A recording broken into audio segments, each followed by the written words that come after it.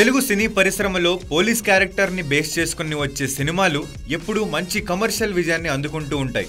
అందుకే తెలుగు స్టార్ హీరోలంతా తమ దూకుడుతో Gabbar Singla box office వద్ద తమ టెంపర్ని చూపించడానికి ఎప్పుడూ సిద్ధంగానే ఉంటారు. అయితే ఇప్పుడు పవర్ఫుల్ పోలీస్ స్టోరీతో వచ్చిన కాలీవుడ్ మూవీ తానీ ఒరువన్ పై మన టాలీవుడ్ స్టార్ హీరోలు మనసు పారేసుకున్నారు. దీంతో ఈ మూవీ తెలుగు రీమేక్లో హీరో ఎవరనే విషయం ఇప్పుడు ఇండస్ట్రీలో హాట్ టాపిక్గా మారిపోయింది.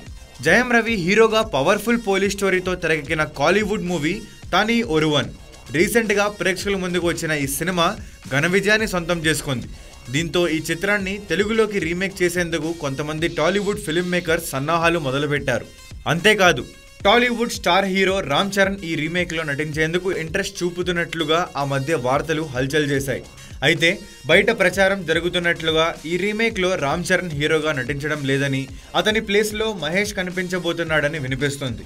ఒరువన్ కథ రీత్యా హీరో ఐపీఎస్ ఆఫీసర్ గెటప్లో కనిపిస్తారట.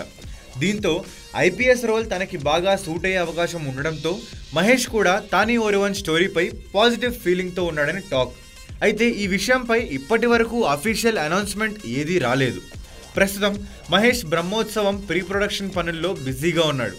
మరి ఈ మూవీ తర్వాత తానీ ఒరువన్ రీమేక్ చేస్తాడో లేక మహేష్ ప్లేస్లోకి మరో హీరో వస్తాడో చూడాలి. ప్రభాస్ ఫ్యాన్స్ పై దర్శకధీరుడు జక్కన్న ఫైర్ అయ్యాడు. ఫేక్ రికార్డులు వద్దు అంటూ ప్రభాస్ ఫ్యాన్స్ చేస్తున్న బాహుబలి రికార్డులపై జక్కన్న స్పందించాడు. మా సినిమా 50, 100, 175 రోజులు ఆడిందని చెప్పుకునే గొప్పలకు కాలం చెల్లిపోయిందని ట్వీట్ చేశాడు.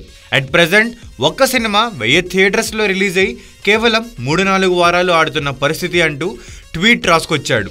ఇలాంటి సమయంలో రికార్డుల కోసం థియేటర్స్ని బ్లాక్ చేసి సినిమాలను ఆడించే కల్చర్